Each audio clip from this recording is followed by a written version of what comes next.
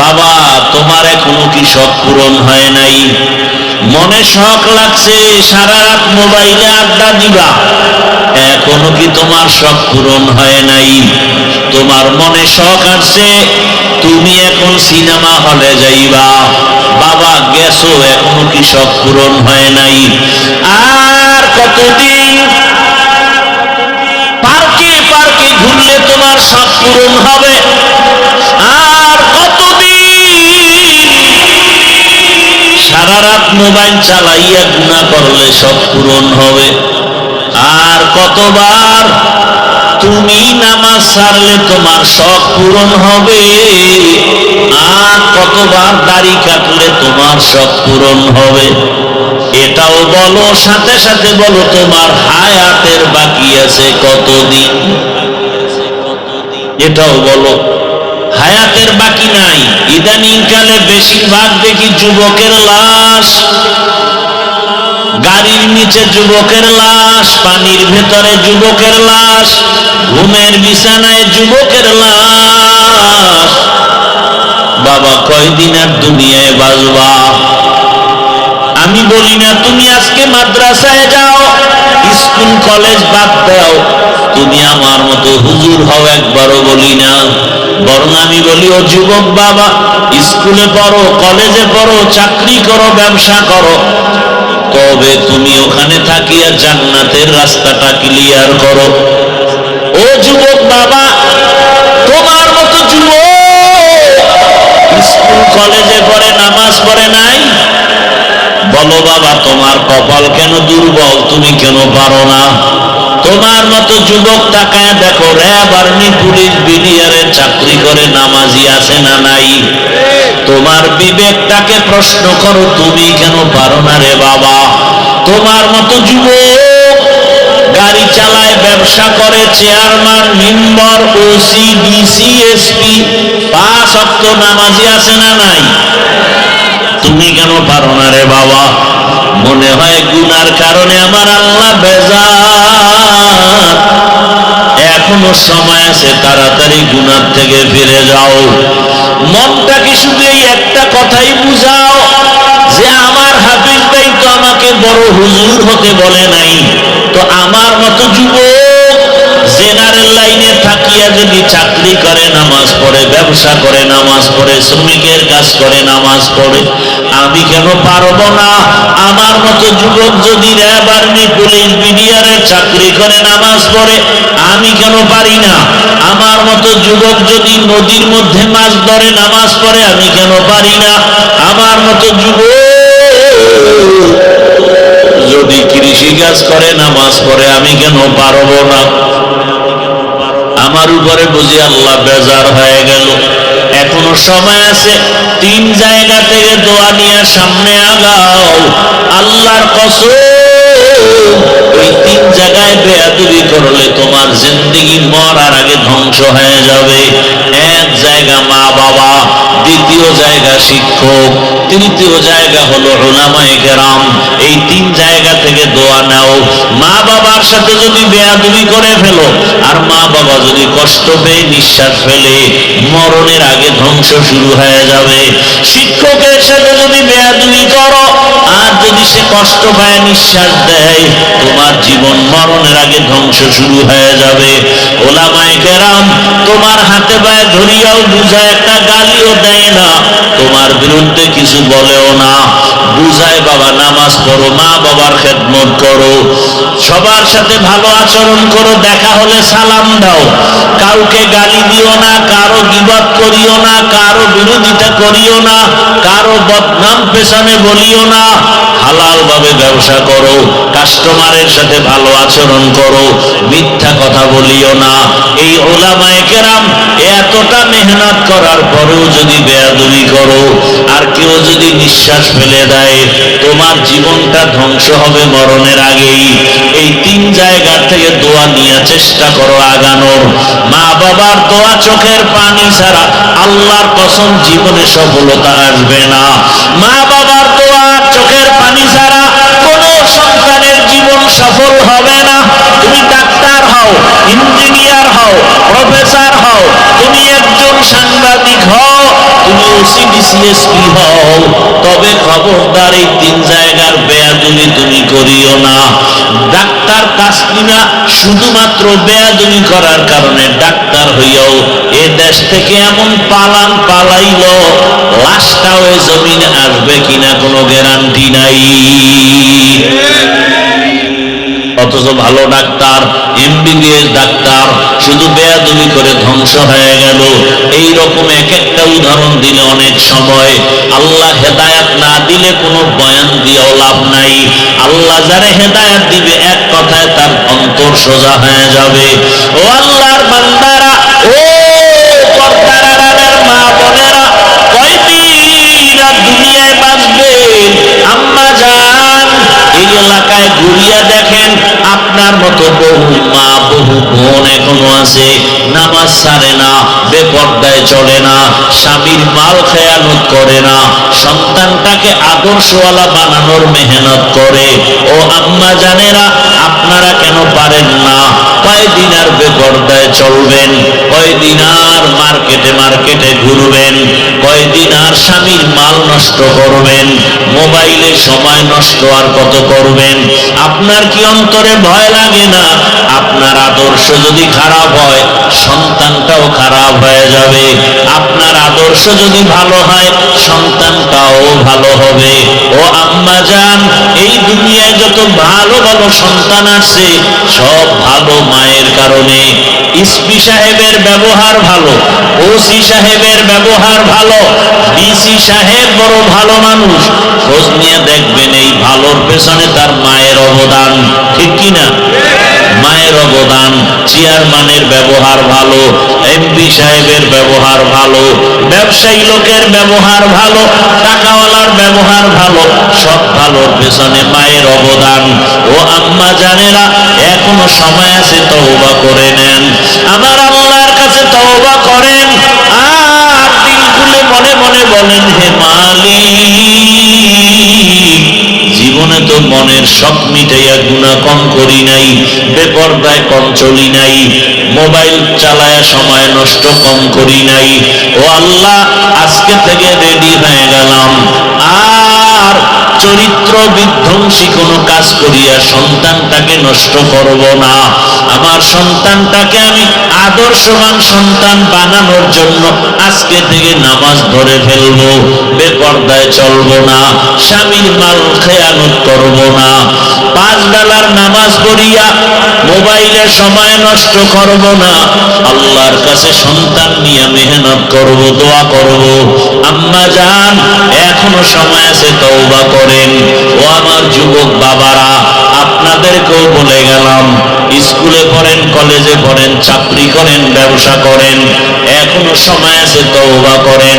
মনে মনে আমার আল্লাহকে বলতে থাকেন, হে আল্লাহ, আমার মতো যুবক যদি জেনারেল লাইনে থাকিয়া নামাজ পড়ে, চাকরি করে, ব্যবসা করে, আমি ভুল করেছি, জীবনে তো গুনাহ কম করি নাই, হাতের গুনাহ, চোখের গুনাহ, অন্তরের গুনাহ, জবানের গুনাহ, আজকে থেকে তওবা করে নিলাম, আর নামাজ ছাড়ব না, বেপরদায় চলব না, মা বাবার সাথে বেয়াদবি করব না, উলামায়ে কেরামের দোয়া নিয়া, শিক্ষকের দোয়া নিয়া, নবীজির আদর্শ মানিয়া চলব। ও আল্লাহ, তুমি আমার তওবা কবুল করে নাও। ও দুনিয়ার মানুষ, মা বোনেরা, ও বৃদ্ধ বাবাজি, আপনার মতো কত বুড়ারা লাঠি হাতে নিয়ে মসজিদে গিয়ে এখনো 5 বেলার নামাজ আদায় করে, আপনারা কেন পারেন না? এই দুনিয়াতে আল্লাহর বড় দুশমন ফেরাউন, জানেননি ফেরাউনের স্ত্রীর নাম কি? আসিয়া। আল্লাহর কাছে আসিয়ার এত মূল্য, কিয়ামতের ময়দানে নবী বলেন, জান্নাতে আমি আসিয়ার সাথে, আমি মুহাম্মদের সাথে বিয়া হয়ে যাবে। এত বড় বেঈমান ফেরাউনের ঘরে আসিয়া থাকিয়া কেমন ভাবে আল্লাহকে আপন বানায় নিলেন। যেই আসিয়ার জবানে ফেরাউন একদিন অবচরে শুনে ফেললো আসিয়ার জবানে আল্লাহর জিকিরের আওয়াজ, ফেরাউন ডাক দিয়ে, হে আসিয়া, কার নাম নিলা? বলে, আমার রবের নাম। ফেরাউন বলে, আমি তো মিশরের রব। বলে না আমি তোমাকে রব মানি না। বলো কি? আমি তো রব। বলে না, তোমারে যিনি বানাইছেন তিনি আমার রব। ফেরাউন বুঝাবার চেষ্টা করলো, আসিয়া বলে সম্ভব না, আমার মালিকের ভুলতে পারবো না। আরে বলে গোপনে আমারে খোদা স্বীকার করো। আসিয়া ডাক দিয়ে কই, রে ফেরাউন, মিশরের মানুষ উল্টা পাল্টা করে, তোমার অগোচরে তুমি দেখো না, কিন্তু আমার মাওলা এমন দয়ার মালিক, আমার আল্লাহকে ফাঁকি দিয়া গোপনে কোনো অন্যায় করা যাবে না। আমি আমার আল্লাহকে আপন বানায় নিলাম, ওই আল্লাহর বিরোধিতায় আমি যেতে পারবো না। যে রব আমার হায়াতের মালিক, যেই রব আমার মউত দেওয়ার মালিক। ফেরাউন দেখে সোজা কথায় হয় না। এবার আসিয়াকে ভয় দেখানো শুরু করলো, তোমারে ঘুমাইতে দেওয়া হবে না, আসিয়ার বিছানা আলাদা করে দাও, খানা বন্ধ করে দাও। এবার কষ্ট শুরু। এত কষ্টের পরেও আসিয়া আমার আল্লাহকে ভুলে নাই। সর্বশেষ ফেরাউন সিদ্ধান্ত নিল, মানুষের সামনে আসিয়াকে শূলিবিদ্ধ করে ফাঁসি দিয়া মারা হবে। ঘোষণা হয়ে গেল। দেশের হাজারো মানুষ দেখার জন্য মিশরের ময়দানে হাজির। আসিয়ার ফাঁসি হবে ফেরাউনের স্ত্রী। ফেরাউনকে খোদা না মানার কারণে যখন আসিয়াকে শুলির মঞ্চে নেওয়া হয়, আসিয়া চোখের পানি ছেড়ে কাঁদে। হঠাৎ করে তাকায় দেখে রাস্তা দিয়া জমানার নবী মুসা হেঁটে হেঁটে যায়। আসিয়া চোখের পানি ছেড়ে বলে, গো নবী, জানেননি আমি আসিয়ার কি হালাত? মুসা নবী বলে, হ্যাঁ জানি, তোমার ফাঁসি হবে শুনেছি। বলে, আপনার কাছে কোনো দুঃখ নাই, আপনি আমার জন্য দোয়া করবে। আর একটা কথা বলেন, আমার এই মুহূর্তে আমার আল্লাহ আমার উপরে কেমন অবস্থায় আছেন? আল্লাহর নবী বলেন, ও আসিয়া, আমার আল্লাহ এই মুহূর্তে তোমার উপরে খুশি।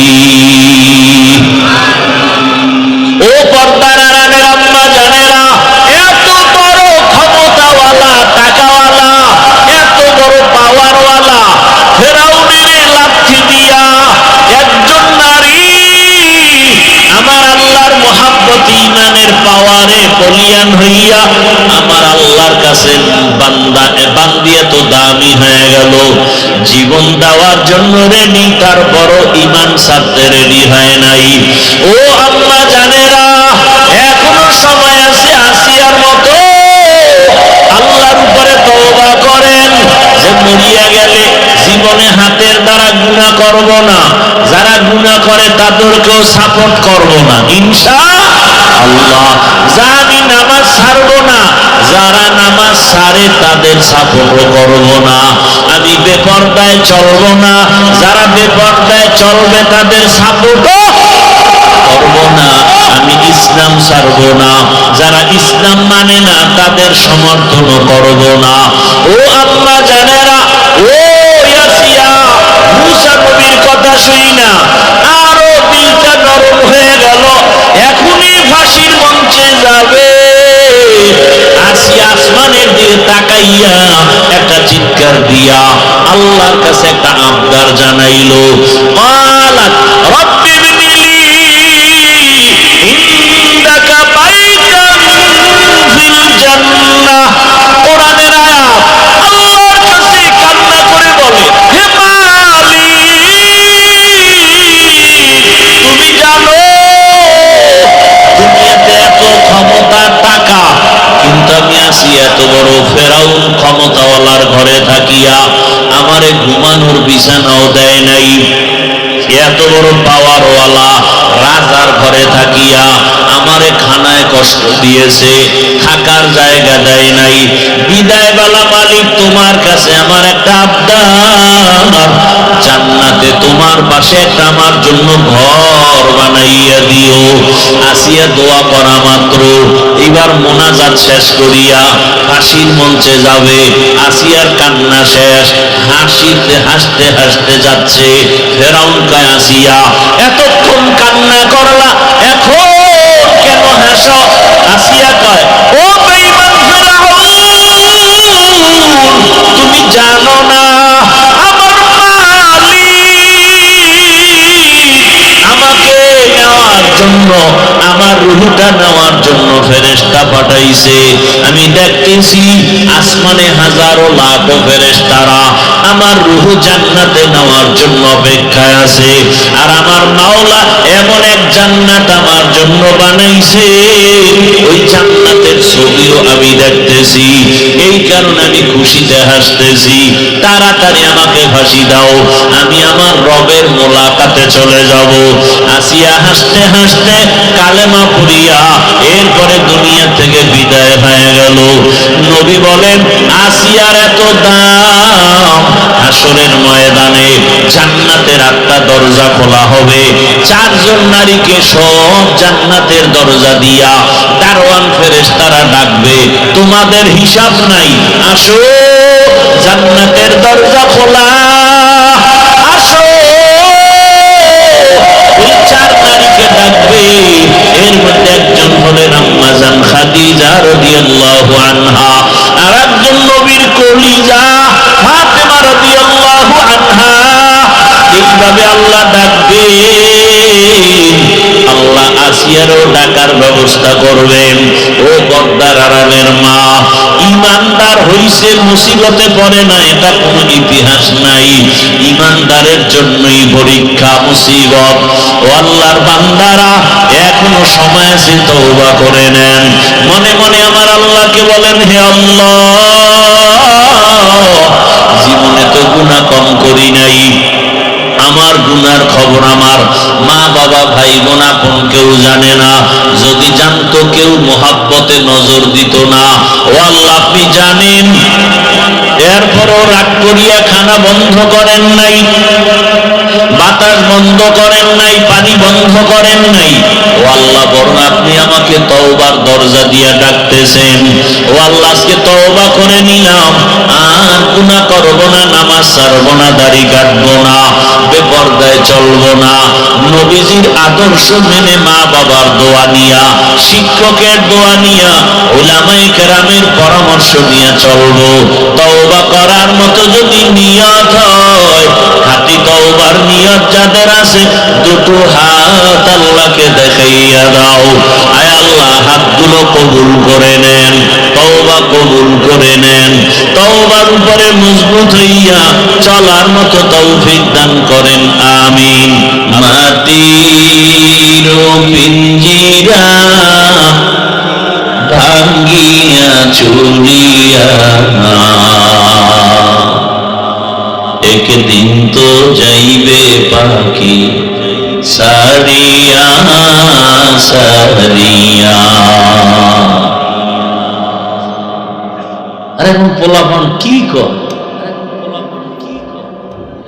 গজল গায়, মনে হয় একজন মহানবী হারমোনিয়াম বাজায়, একতারা বাজায়। আল্লাহ হেদায়েত দান করুন। হায় হায়,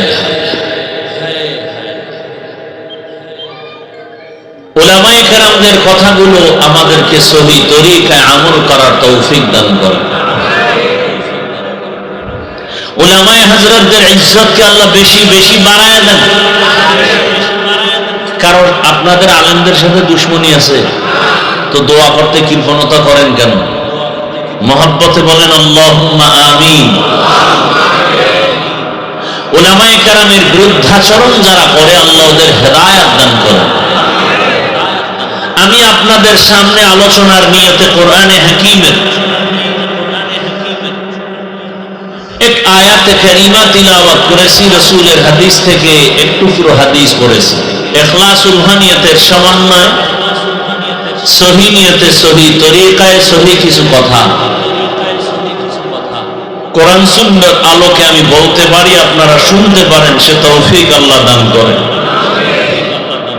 তরজমাটা বলে নেই, এরপরে কিছু ব্যাখ্যা। ধৈর্য হবে তো ইনশাআল্লাহ। দয়া মেহেরবানি করে কেউ ডিস্টার্ব করবেন না, উঠা বসা করবেন না, তো আমি দোয়া করে চলে যাব। আল্লাহ বলেন, ইয়া আইয়ুহাল্লাযীনা আমানুত্তাকুল্লাহা ওয়াল তানজুর নাফসুম মা কদ্দামাত লিগাদিন ওয়াত্তাকুল্লাহ।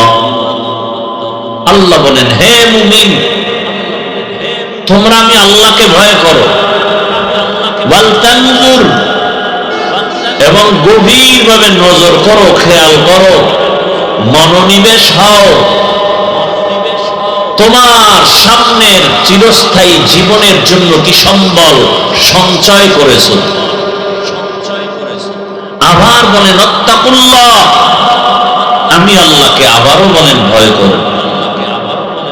ইন্নাল্লাহা খাবীরুম বিমা তা'মালুন, নিশ্চিত আমি আল্লাহ তোমার সব কৃতকর্ম কাজের খবর অগ্রিম জানি। কে জানেন? রহমতের নবী বলেন, হুব্বুদ দুনিয়া রাসু কুল্লি খাতীআ, দুনিয়ার ভালোবাসা, দুনিয়ার মোহাব্বত, দুনিয়ার লোভ হলো সমস্ত ধ্বংসের মূল কারণ। তরজমা শেষ। আয়াত এবং হাদিসের তরজমা শেষ, এবার কিছু ব্যাখ্যা। হাদিসের উপরে কিছু ব্যাখ্যা, তারপরে আয়াত নিয়ে কিছু আলোচনা ইনশাআল্লাহ। আমাদের সবাইকে কবুল করেন। নবীজি বলেন, হুব্বুদ দুনিয়া রাসু কুল্লি খাতীআ, দুনিয়ার সব ক্ষতির কারণ দুনিয়ার মোহাব্বত, ভালোবাসা, লোভ। প্রত্যেকটা মানুষ আল্লাহর পথ থেকে ভিন্ন দিকে যায় এই দুনিয়ার লোভে পড়ার কারণে। কিসের লোভ বলেন? এই দুনিয়ার লোভ তিন প্রকার। কয় প্রকার? হুব্বে যা, হুব্বে মাল, হুব্বে নিসওয়ান, সম্মানের চেয়ারের লোভ, সম্পদের লোভ, যৌবনের লোভ। যাকেই দেখবেন যে কথা কাজে মিল নাই, উল্টা পাল্টা পথে দৌড়ায়,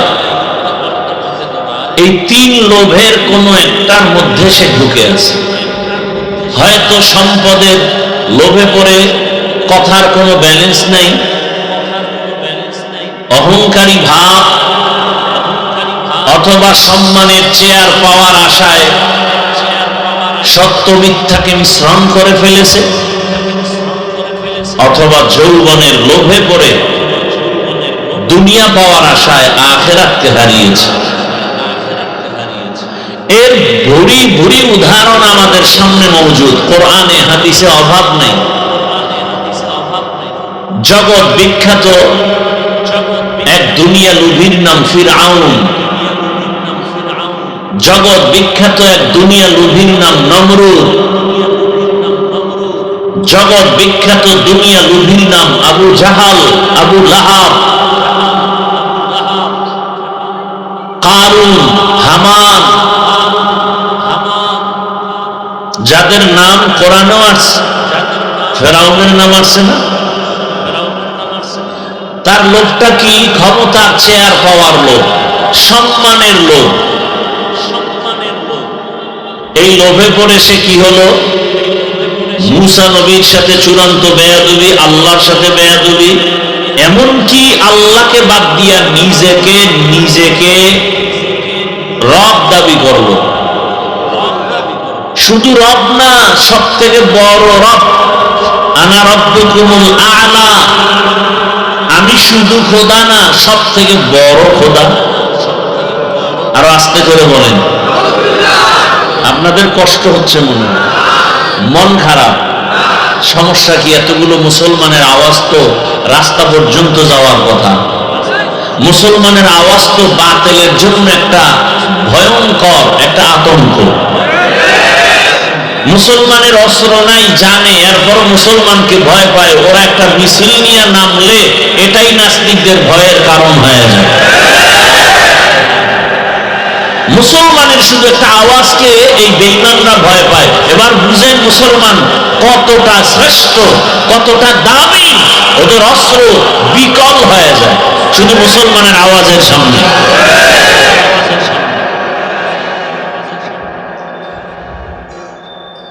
মুমিনের আওয়াজ বিজয়ের পূর্বাভাস। ফেরাউন আল্লাহর বিরুদ্ধে চলে গেল, নবী মুসার বিরুদ্ধে চলে গেল দুনিয়ার লোভে পড়ে। সিরিয়াল কত? এক। সম্মানের চেয়ারের লোভ। সিরিয়াল দুই, সম্পদের লোভে পড়ে আল্লাহর বিরুদ্ধে চলে গেল। তাও মুসা নবীর যুগেই। কারুন, কি নাম? কারুন। সিরিয়াল কত? দুই। কিসের লোভ? সম্পদের লোভ। যৌবনের লোভে পড়ে দুনিয়ার বড় বড়রা সব ধ্বংসের পথে। আমার দেশের এক নারী তাসলিমা নাসরিন, নাম শুনেন নাই? সে যৌবনের লোভে পড়ে মুসলমানের ঘরে জন্ম নিয়ে লাইনচ্যুত হয়ে গেল।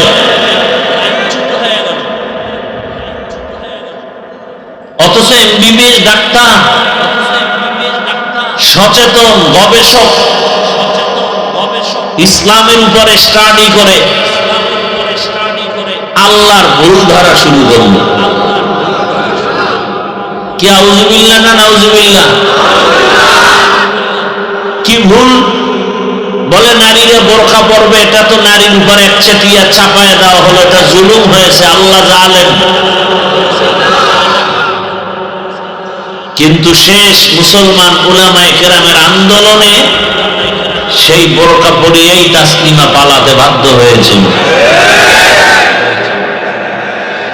তাসলিমা বই লেখা শুরু করলো মুসলমানের ঈমান ধ্বংসের জন্য। বইয়ের নাম দিল যাব না কেন যাব। বইয়ের নাম কি? মানে আকাম করবো না কেন করব। বইয়ের মধ্যে ওই তাসলিমা লেখলো, আমি তাসলিমার পেট আমার শরীরের অংশ, এখানে একজন স্বামী বাচ্চা দিবে, এটাও জুলুম। তাসলিমা বলে আমার থিওরি, আমার পেটে বাচ্চা, আমি যেখান থেকে মনে চাই সেখান থেকে নিব। গোটা দেশের উলামায়ে কেরাম গর্জন দিলেন, আন্দোলনের রাস্তায় নেমে পড়লেন, আর হুঙ্কার দিয়ে বললেন, যৌবনের লোভী তাসলিমা, পেটের মধ্যে যেখান থেকে মনে চায় সেখান থেকে পেটে বাচ্চা আমার দেশের কুকুরনিরা নেয়, মানুষ নিতে পারে না। আমার দেশের কুকুরনিরা যেখান থেকে মনে চায় সেখান থেকে পেটে বাচ্চা নেয়, মানুষ নিতে পারে না। মানুষ না, পশু। আন্দোলনে সাকসেস হয়ে গেল সব আলেম ওলামা। বাংলাদেশের একটা ফুটন্ত ইতিহাস, যেই আন্দোলনে উলামায়ে কেরাম থাকেন সে আন্দোলন সফল। অতএব নাস্তিকদের চোখ গরম দেখলে ভয় পাবেন না, এদের কোনো টাইম নেই। দেখেন না, মাত্র আপনারা স্বাধীন করেছেন দেশ, করছেন না? স্বাধীন থেকেই কিন্তু আন্দোলন চলতেছে, চলে না? চলে না? কয়েকদিন আগে আন্দোলন হলো শিক্ষা নীতির মধ্যে। শিক্ষা কমিশন গান শিখানোর জন্য মাস্টার নির্দিষ্ট করে দিতেছে। যখন উলামায়ে কেরাম সেমিনার করলেন, আন্দোলন করলেন, গেজেট বাতিল করে দিয়েছে। ভালো করে মনে রাখবেন, উল্টা পাল্টা চোখ গরম করে যে যাই বলো, বাংলাদেশ ভিন্ন একটা দেশ, এখানে আলেমদের কথার বাইরে কারো মাস্তানি টিকে না। উলামায়ে কেরাম, এজন্যই তো বলি উলামায়ে কেরাম নিজের পেটের জন্য ধান্দা করে না, উম্মতের চিন্তায় সদা মাঠে ময়দানে কাজ করে। উলামায়ে কেরামের মতো জাতির চূড়ান্ত নিঃস্বার্থ বন্ধু কেউ নাই, বাকি সব স্বার্থপর, একমাত্র উলামায়ে কেরাম নিঃস্বার্থে জাতির বন্ধু। এর উদাহরণ প্রতিদিন আমি দিয়ে থাকি, আজও আপনাদেরকে। অনেক নতুন মানুষ আছেন এখানে, সেজন্য রিপিট করছি। মহামারী করোনার কথা মনে আছে? সেই করোনার সময় স্কুল, কলেজ, ভার্সিটি, ব্যবসা, চাকরি, দোকান, ফ্যাক্টরি সব বন্ধ হয়ে গেল। জানা থাকা দরকার আপনাদের, সে সময় একটা মাদ্রাসাও বন্ধ হয়নি। মিথ্যা বলছি? বাবাকে করোনায় ধরে ফেললো, শিক্ষিত দুই কুলাঙ্গার সন্তান কাছে যায় না, মরার ভয়ে মাস্ক লাগাইছে, ট্রিপল মাস্ক। এক পর্যায়ে করোনা আক্রান্ত বাবা মরেই গেল। কুলাঙ্গার শিক্ষিত দুই সন্তান টাকা দিয়ে গরিবদের বলে বাবার লাশটা রাস্তায় ফেলে দাও। ঠিকই রাস্তায় ফেলে দিল। কুলাঙ্গার শিক্ষিত দুই সন্তান দরওয়াজা জানালা লক করে দিল, তাকায় দেখলো না বাবার লাশ কুকুর খেলো না জানাজা হলো। ইতিহাস মনে রাখবেন, সেই সময় আমার দেশে করোনার টাইমে শত শত করোনার লাশ। কিছু পুলিশ ভাইয়েরা আর সিংহবাগ আমার দেশের টুপিওয়ালা উলামায়ে কেরাম নিজেদের কাঁধে নিলেন গোসল, কাফন, জানাজা, দাফন করবেন। একজন হুজুরও করোনায় মরেন। হুজুরেরা কত কোটি টাকা পাইছে এর বিনিময়ে সরকার থেকে? সত্য কথা বলেন। এজন্যই বলেছি এদেশের উলামায়ে কেরামে জাতির নিঃস্বার্থ বন্ধু, বাকি অধিকাংশই দেখবেন চান্দাবাজ আর ধান্দাবাজ।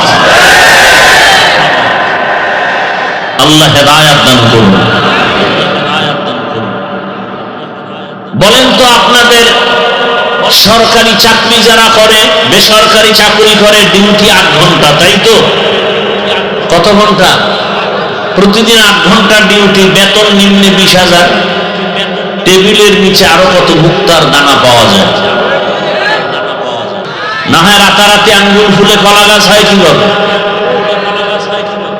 এবার আপনারা বলেন, সরকারি বেসরকারি চাকরিজীবী 8 ঘন্টা ডিউটি করে 20,000 টাকা বেতন, এমনি এমনি ডানে বামে আরো হারাম শুকর আছে আরো কোটি টাকা। আপনাদের অত অঞ্চলের মসজিদগুলোতে ইমাম সাহেবরা ডিউটি করেন কত ঘন্টা করে বলেন? বলেন, সত্য কথাটা বলতে এত ভয় পান কেন? এখনো ভয় পান তো স্বাধীন করলেন কি? হ্যাঁ, কি স্বাধীন করলেন? এজন্য আমি সেদিন ঢাকায় বলছি, না, স্বাধীন যেটা চাইছি সেটা হয়নি। স্বাধীন যদি হয়ে থাকে, এখনো কেন পানির ভেতরে আমার লাশ পাওয়া যায়? স্বাধীন হয়ে থাকলে বাবার সামনে মেয়েকে কেন ধর্ষণ করা হয়?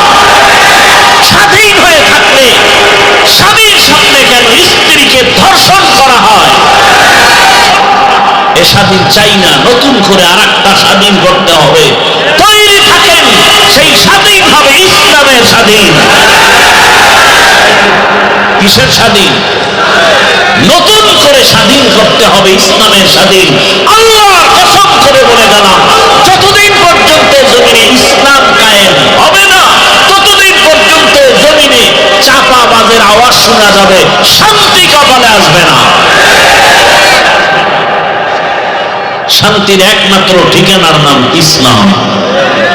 শান্তির ঠিকানার নাম আল্লাহর কসম, আমি যদি মুসলমানের সন্তান হয়ে থাকি, আমার কথা মিথ্যা হলে আমি মুসলমান না।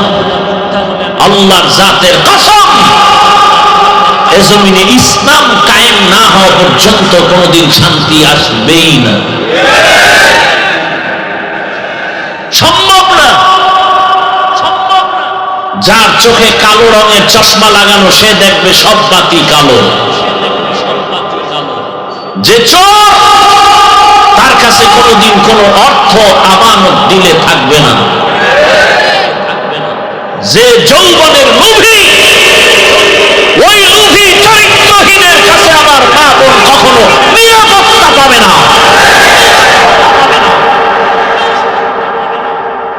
অতএব ইসলাম এ সমস্তকে কন্ট্রোল করতে পারে একমাত্র ইসলাম। আল্লাহ হেদায়েত দান করুন। তাহলে 24 ঘন্টা ডিউটি করে আপনাদের এলাকার ইমাম সাহেবরা, তাই তো? না এখানে কোনো ডান বাম আছে? কত ঘন্টা? 24 ঘন্টা। বেতন দেন কত?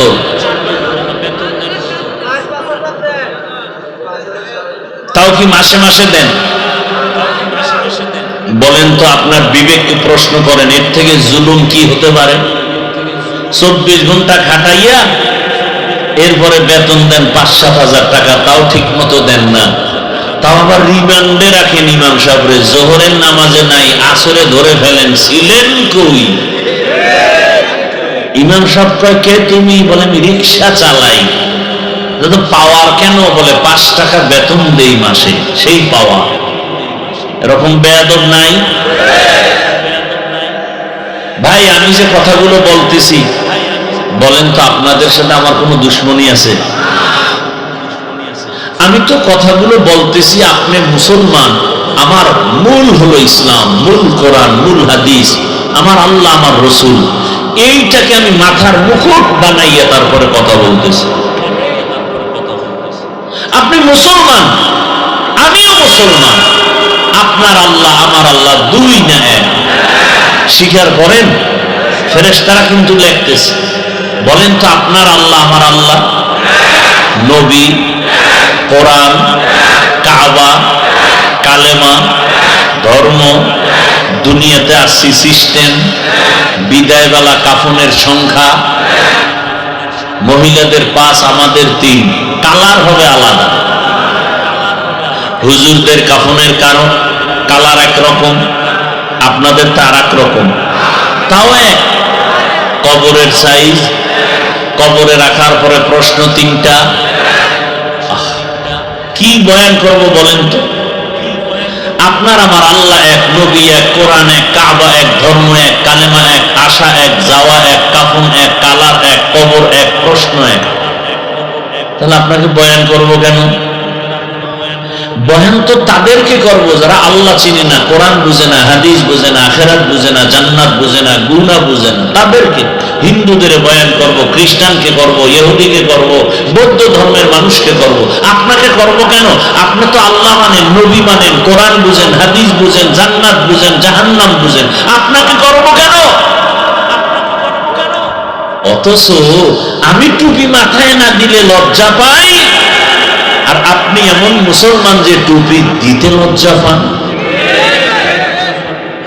আমি মুসলমান, দাড়ি কাটতে লজ্জা পাই, আপনি মুসলমান, দাড়ি রাখতে লজ্জা পান। আমিও মুসলমান, আপনিও মুসলমান, আমি মসজিদে না ঢুকলে লজ্জা পাই, আর আপনি মসজিদে ঢুকতে গেলে লজ্জা পান। এই বুশটাকে ঠিক করার জন্যই আমাদের বয়ান, আর কিছু না। এই বুশটা ঠিক দেখেন। বয়ান কিন্তু আপনারা সব জানেন, মিথ্যা বলা কি সওয়াব, গালি দেওয়া, চুরি করা, ডাকাতি করা, জুলুম করা, মা বাবার সাথে বেয়াদবি, সব বয়ানই তো জানেন। আমরা তো এমনি বলি, আমরা এর বাইরে বলবো? নামাজ পড়া ফরজ, রোজা রাখা ফরজ, মানুষের কষ্ট দেওয়া হারাম, এটি বয়ান করব। কিন্তু বয়ান কেন? বুশ ঠিক করা। বুশ ঠিক হয়ে গেলে জেনারেল লাইনের মানুষটাও নামাজ ধরে ফেলবে। কি ডাক্তার নামাজ পড়ে না? পড়ে না। আপনাদের জানা মতে ইঞ্জিনিয়ার নামাজ পড়ে কি পড়ে না? এরকম নাই? রাস্তায় গাড়ি ড্রাইভারি করে নামাজ পড়েনি, স্কুল কলেজে পড়ে নামাজ পড়েনি। কেন? বুশ ঠিক হয়ে গেছে যে টুপির মধ্যে বরকত, বুঝ এসে গেছে দাড়ি রাখলে বরকত। আর বুঝ যদি ঠিক না হয় তো আমি হুজুরেও মহিলাকে পাশে বসাইয়া ইফতার করব। কেন? আমার বুঝ ঠিক হয় নাই। আমি ভাবতেছি পর্দা মাঝে মাঝে ছেড়ে দিলেও মনে হয় কিছু পাওয়া যায়। কিসের লোভ? সম্মানের চেয়ার পাওয়ার লোভ। আল্লাহ হেদায়েত দান করুন। আপনারা রাগ করতেছেন? তো দুনিয়ার লোভে পড়ে আমরা দিক বিদিক ছোটাছুটি করতেছি। এবার আসেন, দুনিয়ার লোভে পুরা মানুষ চায় কি? আমার গবেষণায় দুইটা জিনিস চাই। দুনিয়ার পিছনে আমরা যারা দৌড়াই, কয় জিনিস চাই? কয়টা? এক নম্বরে সম্মান, দ্বিতীয় হলো কি? শান্তি। দুই জিনিস এক নাকি?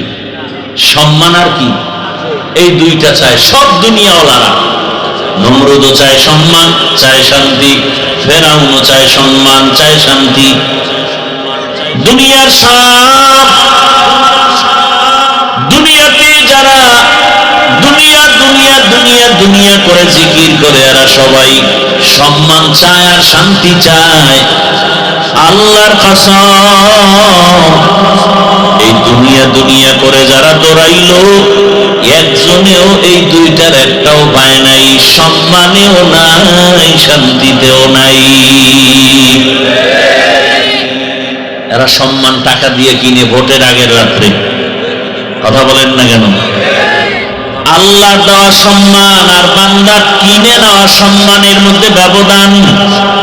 বলে টাকা দিয়ে যারা সম্মান কিনে, এরা প্রথমে পায় ফুলের মালা, ফাইনালে পায় জুতার মালা। ঠিক নেই? আর আমার আল্লাহর দেয়া সম্মান,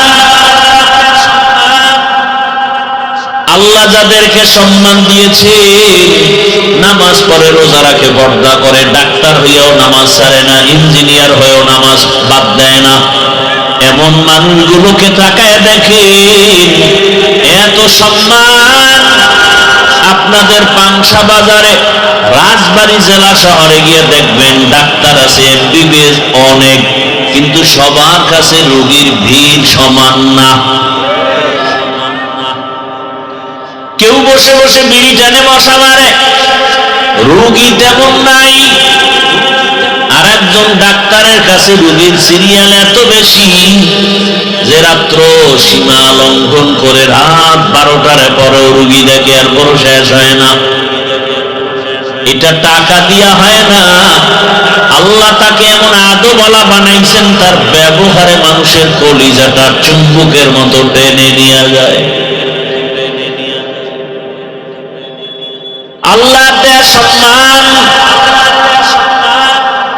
চেয়ারম্যানের চেয়ারের মেয়াদ শেষ, এমপি সাহেবের মেয়াদ শেষ, কিন্তু কোরআনওয়ালা যারা আমরা চেয়ারে বসি, চেয়ারের মেয়াদ শেষ নেই, মেয়াদই নাই। শেষ কি? এ চেয়ারের কোনো মেয়াদ আছে? এ চেয়ারের কোনো মেয়াদ নাই। এ সম্মান কে দিছেন? আমার আল্লাহ যাকে সম্মান দান করে, এরা দুনিয়ায় বাদশাহ, পরকালও বাদশাহ। আচ্ছা বলেন তো,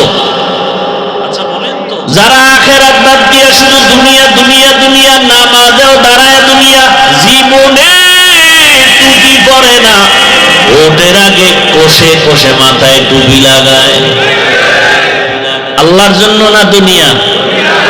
জীবনে মসজিদে যায় না, ভোটের আগে মসজিদে দৌড়ায়। ঠিক নেই? এরপরে মানুষের দ্বারে দ্বারে দৌড়ায়। আমি এক প্রার্থীকে একবার বলছিলাম অনেক আগে, ভাই তুমি যেই পরিমাণ মানুষের কাছে রাত দিন না খাইয়া দৌড়াও, এর 10 ভাগের 1 ভাগ যদি ভোর রাতে আমার মাওলারে ডাকতি আর চোখের পানি ফেলে দোয়া করতি, আমার মাওলা মানুষের অন্তরে মায়া বাড়াইয়া তোকে বিজয় দিয়ে দিত।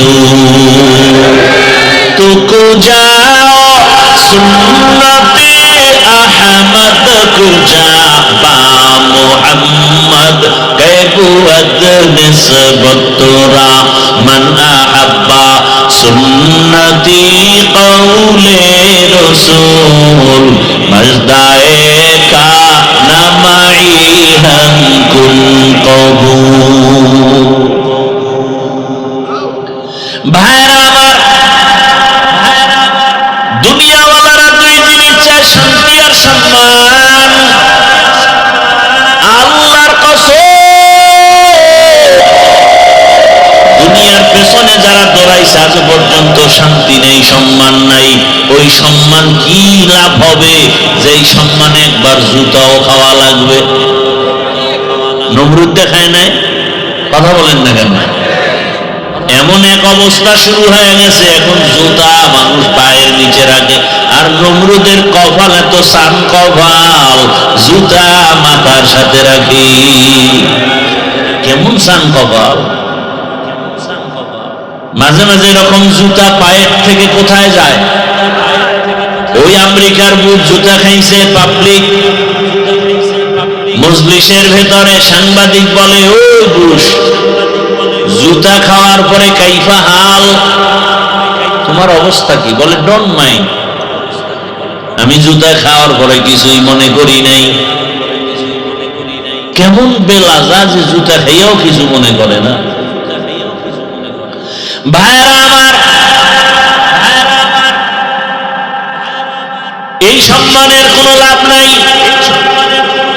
শান্তির জন্য পাংশা বা রাজবাড়ী এলাকায় 5 তলা 10 তলা বিল্ডিং করেছেন, পরিবার নিয়ে শান্তিতে থাকবেন। কিন্তু সে বিল্ডিং ছেড়ে যদি জঙ্গলেই থাকতে হয়, বলেন শান্তি কোথায় গেল? আছে শান্তি? জিন্দেগি মে বন্দগি তুম কর নাহি, जिंदगी में बंदगी तुम कर नहीं, जिंदगी में बंदगी शर्मिंदा है,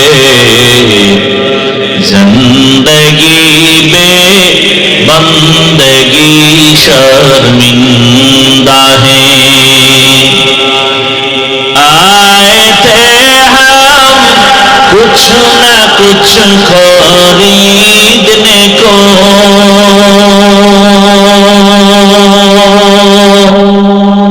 जैसे हो रोशन मेरे कल्बो रूह,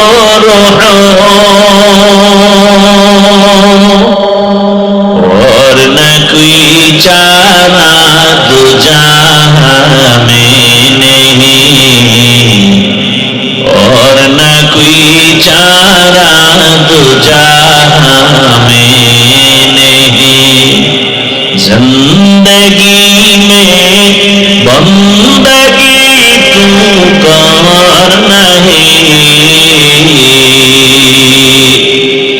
जिंदगी में बंदगी तू कर नहीं, जिंदगी में बंदगी शर्मिंदा है, जिंदगी में बंदगी शर्मिंदा है। খারাপ লাগতেছে না? কি উঠার মতো একটা মন তৈরি হয়েছে না শেষ পর্যন্ত থাকার অন্তর তৈরি হয়েছে? ঘুমাবেন গিয়া? বাঙালি তো রাতে ঘুমায় না, মোবাইলের হক আদায় করে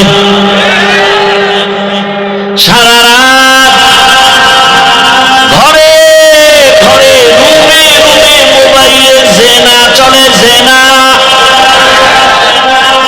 চোখের গুনাহ, হাতের গুনাহ, জবানের গুনাহ, অন্তরের গুনাহ।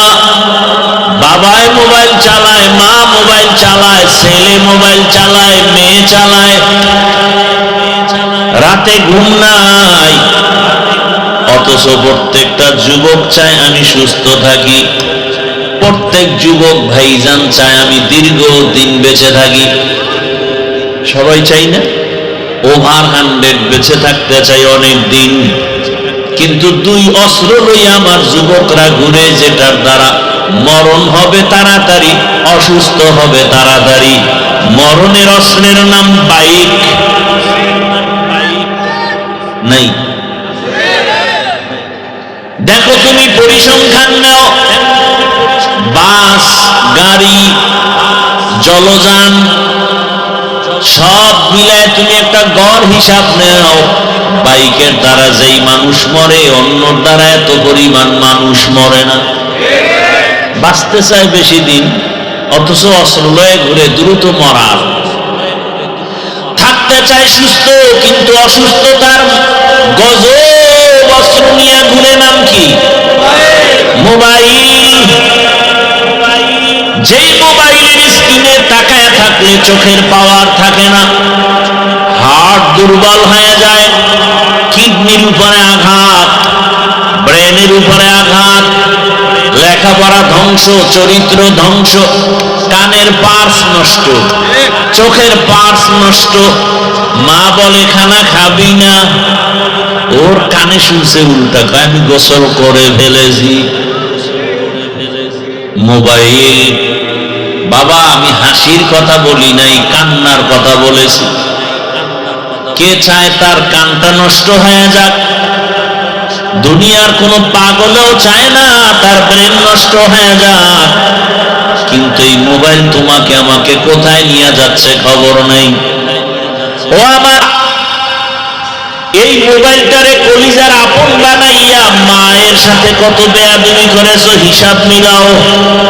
বাবার সাথে কত বেয়াদবি করেছো, শিক্ষকের সাথে কত বেয়াদবি এই মোবাইলটাকে কেন্দ্র করে।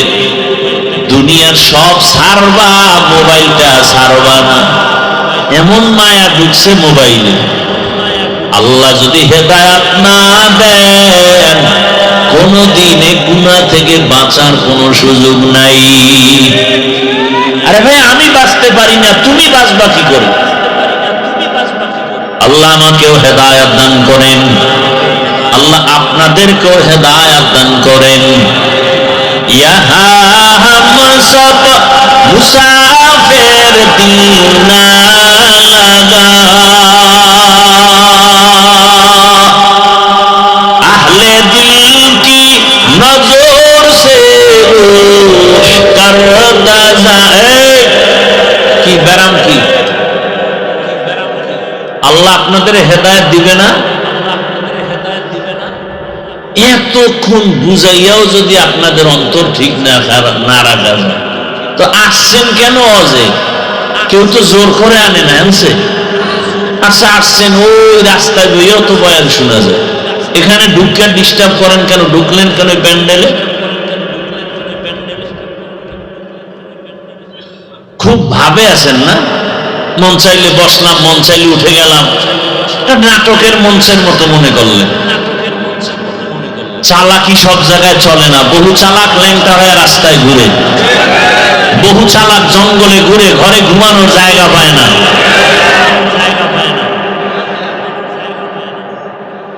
কলিজা ফেটে বয়ান করি কতটা বিনয়ী হইয়া, মানুষের দিলকে ঠিক রাখার জন্য। আর আপনি ডিস্টার্ব করে নিজেরও ক্ষতি করলেন, পুরা মজলিসটার ক্ষতি করে ফেললেন। আপনার যদি সমস্যা থাকে, বসতে পারেন না, ঢুকেন কেন?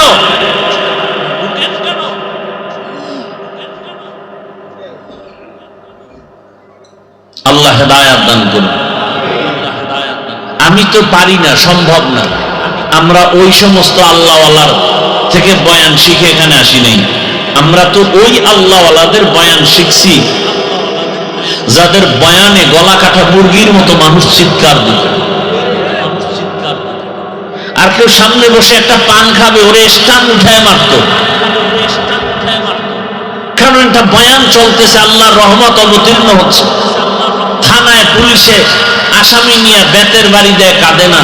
কোরআনের বাগানে বসে ওরা কাঁদে কেন? ওদের মারে কে?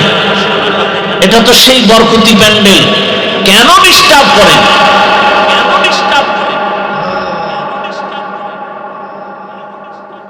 এমন কপাল নিয়ে দুনিয়াতে আসছেন যে অন্যের খালি ক্ষতি করে যাবেন, এই কপাল নিয়ে আসছেন দুনিয়াতে, কারো উপকার করতে পারবেন না জীবনে।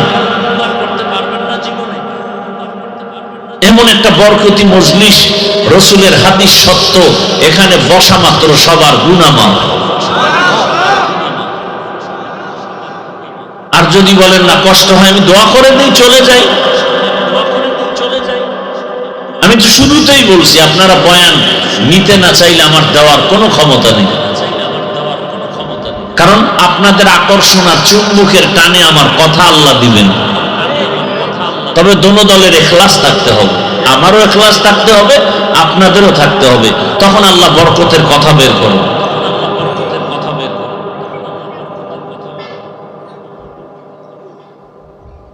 আমি তো আরো কয়েকবারই তো আসছি, আজকের মতো আমার কাছে এরকম লাগতেছে না। আগে যতবার আসছি আমি আজকের মতো কেমন যেন আমার কাছে একটু বেপরোয়া ছাড়া ছাড়া লাগতেছে।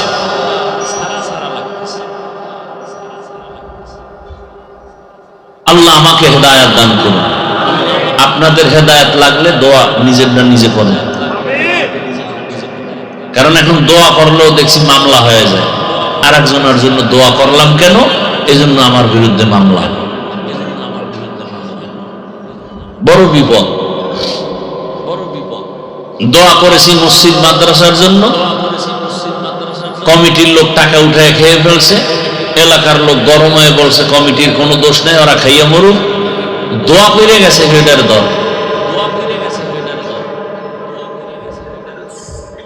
এই হলো অবস্থা আমাদের। আপনি আকাম করেন, দোষ নাই, আমি আপনাকে সতর্ক করি কেন?